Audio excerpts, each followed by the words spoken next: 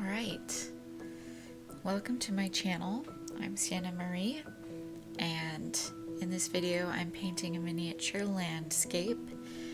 First you're gonna watch me paint an underpainting in acrylics, and then I go over and finish in oils. I did this because I wanted to complete the painting relatively quickly, and I spent just under an hour, maybe 45 minutes on this. Unfortunately, the quality of this footage isn't great. I had actually recorded this last summer on my phone before I got a camera, and just found it a few days ago. But after watching the footage, I thought it was interesting and decided I'd go ahead and edit and post it on this channel. Most of the footage was recorded in real time, so I decided to go ahead and keep the video longer. I don't know if I'm going to be able to talk for 20 minutes. I think that's about the length that this video is going to end up being.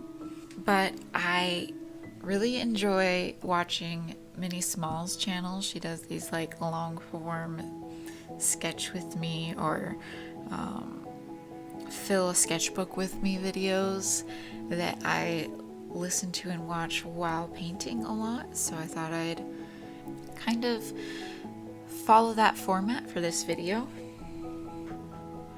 Anyways, on the video you can see me slowly start to fill in the basic color shapes of this landscape with the acrylics. The little palette I'm using is actually a styrofoam, or the bottom of a styrofoam bowl that I had used at one point for black paint. I don't know, it's just what I had on hand, and it worked perfectly as a little acrylic palette for this video. In fact, I think I still have it and I still use it for small paintings. Anyways, you'll see I'm using a pretty basic color palette. I just have ultramarine. I think that's a basic cadmium red and probably a lemon yellow with white. And while I quickly found during this painting that although this color palette works really great for portraiture and mixing skin tones, because skin tones are fairly neutral colors, and that's what I usually do. I'm not a landscape artist. This palette didn't work great for what I was trying to do, which was mixing more vibrant greens and blues, and you'll see me correct that when I go in with oils.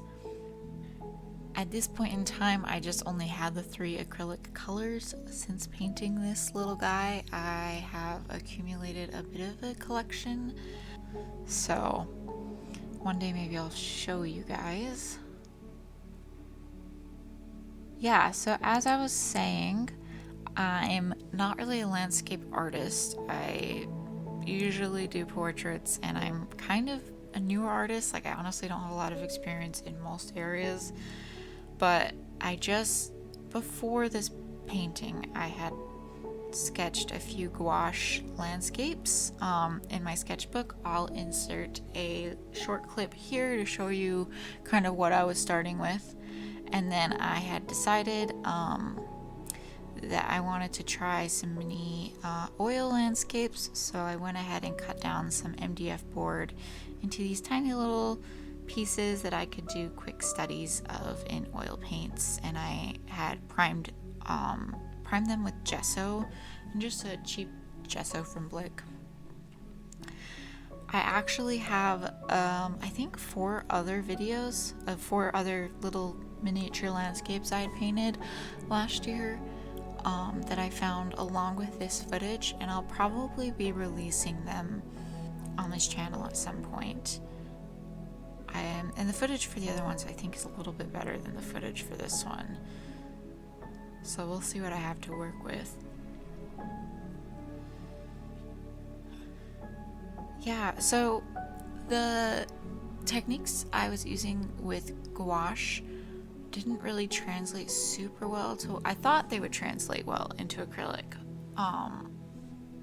And if I don't know, in the short clip I showed you, I don't know if you saw, but I used a lot of color blocking, and not very much blending, which I do use gouache and blend it sometimes too. It kind of depends on what I'm going for. And I thought I'd be able to do that more with acrylics, but I just didn't quite get the effect that I thought I would. But also I don't really use acrylics very often, so I'd probably need to practice more with that. And then I went in with oils, and oils is a whole different story. So this ended up looking very different from my gouache studies, my gouache landscape studies. Was the roundabout way of getting to that point. Yeah, so when I go in with oils, my main goal was to sharpen up the details.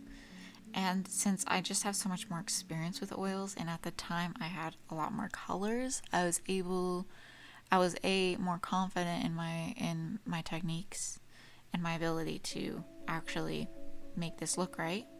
And B, I was able to get the colors nice and bright like I wanted them to be. I really wish I remembered where I got the reference photo for this, but I looked through my folders, through my phone, through my social media, and I couldn't find it. I believe at the time I was getting a lot of references from Iceland. One of my friends had visited Iceland, and I think this might be one of her photos, but I could be wrong. Iceland's beautiful. Almost all of the stuff all the landscapes I painted, I think, were from references taken of Iceland. And I did end up giving most of these away as gifts, so I don't even have these little landscapes anymore. Makes it kind of cool to go back and watch myself make them, because I kind of forgot that I'd done that, and I actually really liked how they turned out. Especially this one. This one was probably one of my favorites.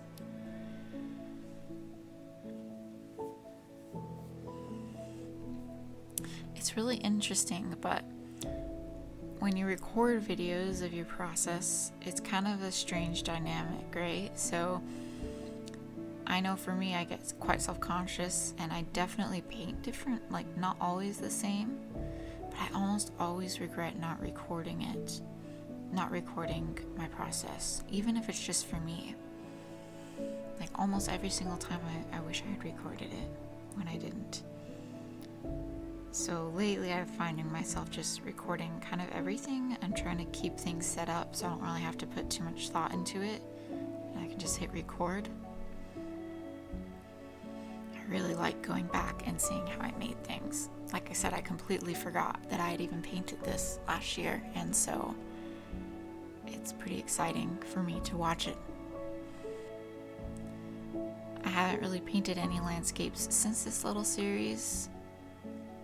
And of course, to you it's just the one painting, but I had done a few of them. It's really weird. I haven't edited or recorded a voiceover in so long. I kind of forgot how to do it. I hope this is interesting if any of you guys stick around long enough to get to this part of the video. Thanks, you're awesome.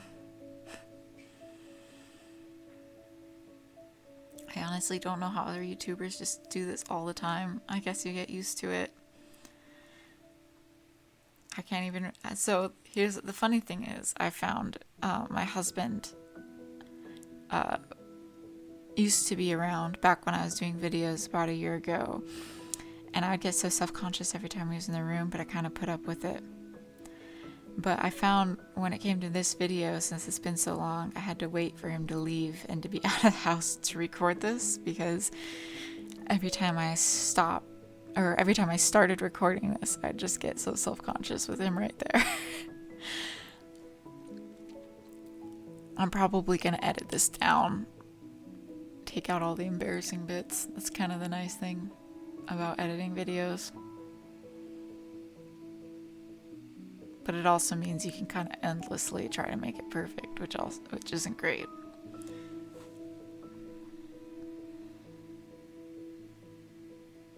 Yeah, so I decided I do love more neutral palettes, but the greens in this particular landscape were so beautiful, and the blues, that I wanted to kind of bring out those colors, so I made them a little bit brighter than they were in the reference. Like I said, I don't know where the reference is, but I do remember that that was something I wanted to do because it was so beautiful. I really wish I could go travel and see these places. And I'm probably not doing it justice in this painting. But I wish I could travel the world and get references like this.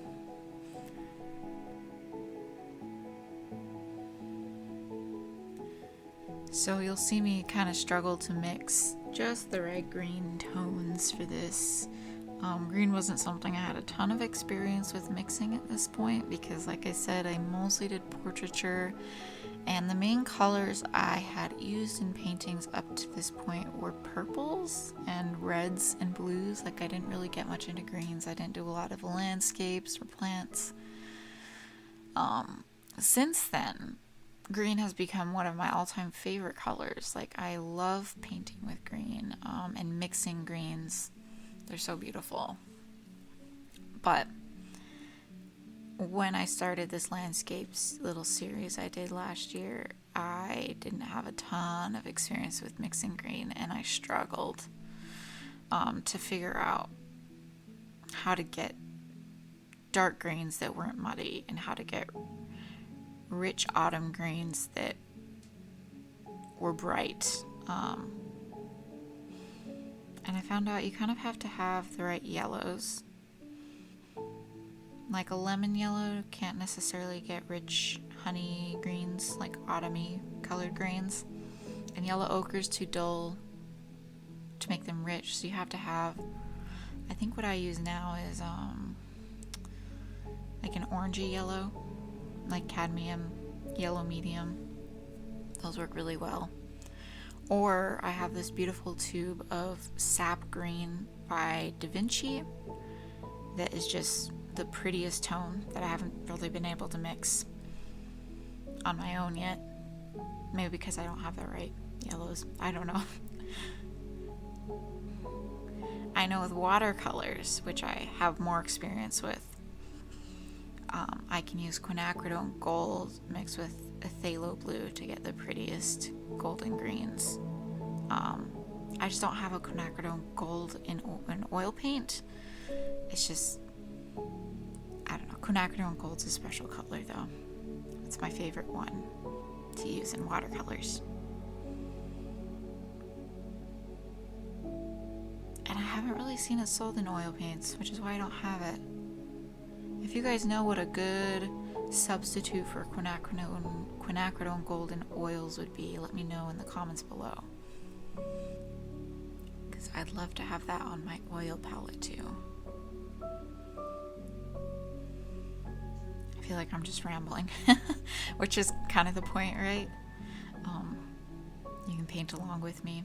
Hopefully I'm interesting enough to keep you occupied.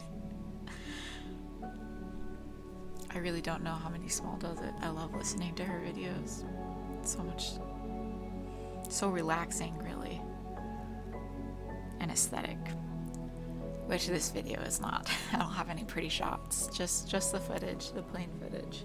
But I have been working on my video quality. I have a bunch of videos I'm editing right now. I thought I'd get this one done because hopefully the coming ones should be nicer and more interesting.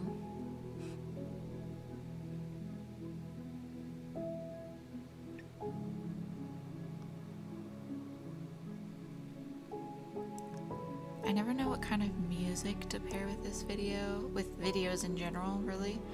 I haven't even decided what music, as I'm recording this voiceover, I don't know what music I'm going to put in here. If you're watching this, let me know if you like the music that I end up choosing to go along with it, or if you have preferences, because I honestly never know what kind of music to put with videos like this.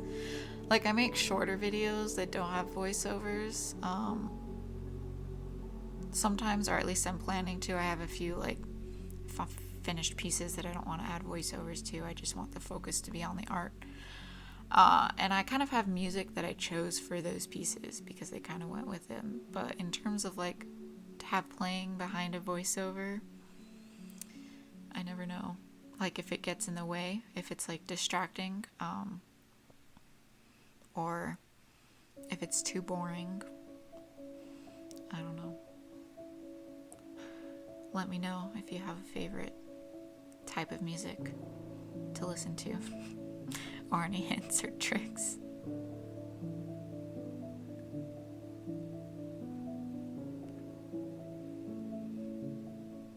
Yeah, so towards the end here, I'm kind of deciding what else to add, because I've found a lot of times with miniatures, and I think this is a good thing, something that you can really, the benefit of doing little tiny paintings like this is you can't really get stuck in the details. Like, you have to focus on what's the most important part of the picture to get it across, to get the general idea across to the viewer. And it forces you to kind of make decisions, because you can't really work on the details. Like, you can't go in and, like, I can't go in and make that waterfall look exactly like running water, or that's fog above it, and I can't go in and like fill out all those details.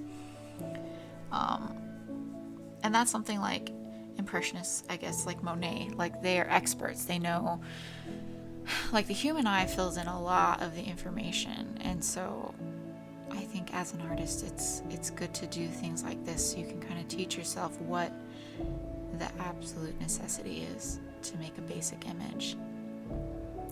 Not that there's anything wrong with high detail realism. I think that's also beautiful, but having at least the skill set and the understanding of what makes an image and what makes an image recognizable to the human mind is important. Oh my goodness, I can't believe I just talked to myself for almost 20 minutes. Or talked to you guys. Yeah, so thanks for watching and listening to all of this. I'm sorry the image quality wasn't great. If you made it this far and watched the whole thing, you're the best. Leave me a comment below so I can personally thank you, because that's awesome. And if you liked the video, and I'm hoping you did if you made it this far, please like and subscribe. And I'll see you in my next video. Have a great day. Bye.